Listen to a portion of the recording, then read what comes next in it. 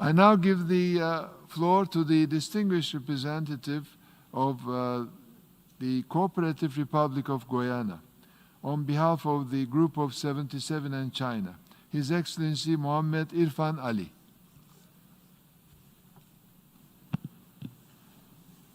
Mr. President, I have the distinguished honor to introduce His Excellency Dr. Mohamed Irfaan Ali, President of the Cooperative Republic of Guyana, who will be delivering a statement on behalf of the Group of 77 and China, as well as the national perspective in commemoration of the 75th anniversary of the United Nations.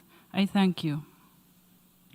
Mr. President, colleagues, I have the honor to deliver this statement on behalf of the Group of 77 and China. We are at an important juncture of our organization's existence, and it is appropriate for us to reflect on the distance we have traveled and the common aspirations that keep us together.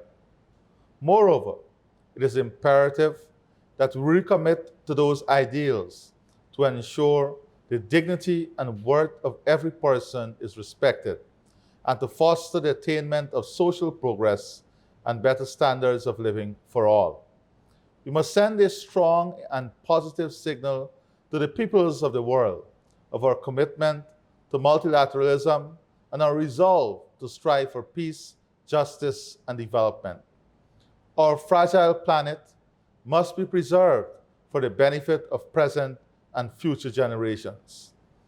As we reflect on the state of our world, 75 years after the bold step to establish the United Nations, it is disheartening to note that millions of the world's people are still living in poverty.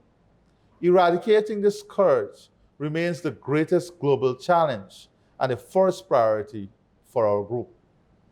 We must remind ourselves that poverty entails more than a lack of income or productive resources for sustainable livelihoods. It affects many aspects of life, and it impedes the achievement of many of the Sustainable Development Goals. Mr. President, just 5 years ago, we adopted the 2030 Agenda for Sustainable Development and its 17 Sustainable Development Goals as a blueprint and compass to address these challenges. We cannot fail in this aspiration. The 2030 Agenda reflects the major poverty, environmental challenges facing the world's population, depleted natural capital, climate vulnerability, gender inequality, rural-urban migration, and growing resource demands, all of which disproportionately harm the livelihoods and well-being of the poor. Sadly, the COVID-19 pandemic has undermined many of our development gains of the past decades. This pandemic has brought to the forefront the development bottlenecks faced by developing countries, ranging from insufficient financing, inadequate market access for goods and services, the expanding digital divide, restriction in accessing needed pharmaceuticals and medical supplies, and reduction in revenue from tourism and export, among others. We value and welcome the support provided by the United Nations system in our response to the pandemic and in our efforts to pursue the 2030 Agenda. We must seek to strengthen solidarity to address the pandemic, commit to take forward the 2030 Agenda, and intensify our global partnerships. We also reaffirm that the imposition of coercive economic measures against the developing country is an impediment to economic and social development, and to dialogue and understanding among countries. We must do everything we can to fulfill our obligations to the peoples of this world in this decade of action and delivery for sustainable development. All our action must at all times ensure democratic rule and adherence to the Constitution and the rule of law. To this end, the Group of 77 and China calls for more resources and actions to be mobilized in a timely manner to accelerate implementation of the 2030 Agenda.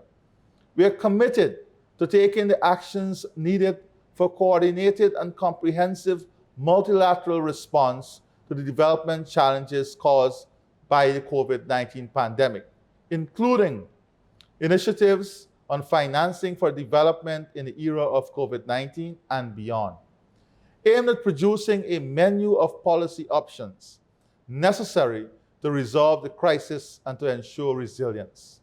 Mr. President, these and other realities should motivate us to greater action on behalf of all the peoples of our planet. The United Nations is a platform where every member state has an equal stake in the decision-making process, influencing the direction that the organization takes on a variety of issues on which we engage. It is a platform where every member has a seat at the table and a voice in the search for solutions to the many problems we face. It is critical for us to preserve this great organization and guard zealously the multilateral ideal as a vehicle on which we'll arrive at solutions to the world's problem. The 2030 Agenda for Sustainable Development is our roadmap. Its implementation is a necessity for our survival. Mr. President, I wish now to provide some additional perspectives in my national capacity. The government and people of Guyana join me in saluting the UN on the observance of its 75th anniversary. Founded in the aftermath of two devastating world wars, the United Nations was dedicated to the simple but profound conception that working in concert, the nations of the world can avoid the worst expressions of inhumanity and thus promote a progressively more peaceful, equal, and prosperous world. Today, Guyana is satisfied that the existence of the United Nations has been a distinctive and unrivaled force for good in our world. Its peacekeepers have stood in harm's way to shield the most vulnerable.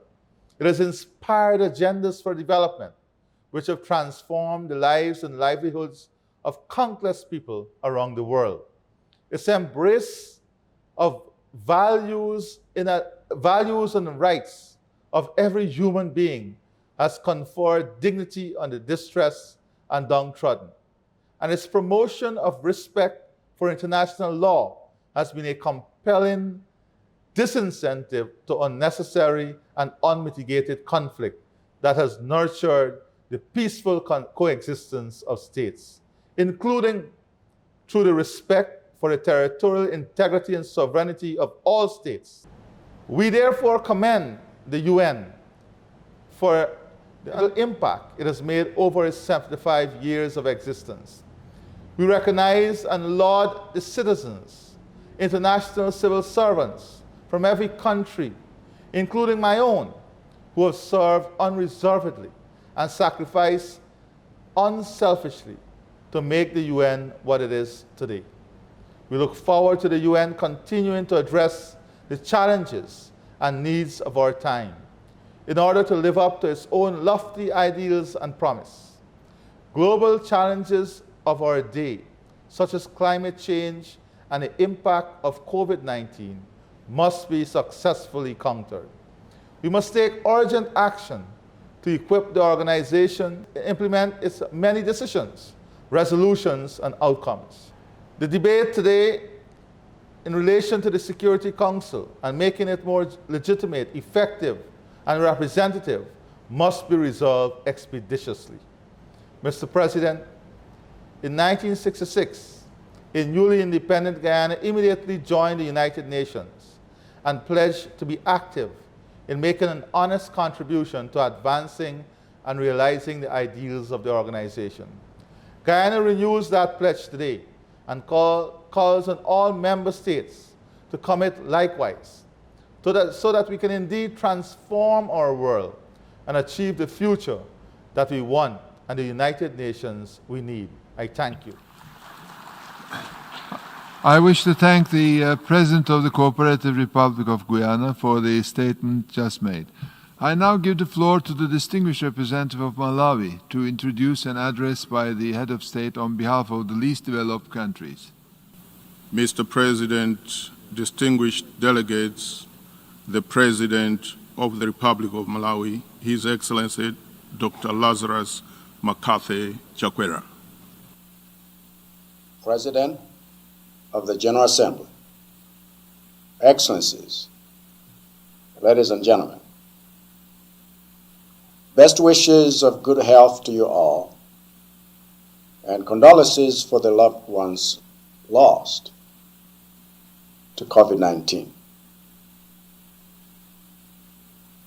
Today, I have the honor of speaking on behalf of the 47 least developed countries, LDCs, and concurring with the remarks made by Guyana on behalf of the G77 and China.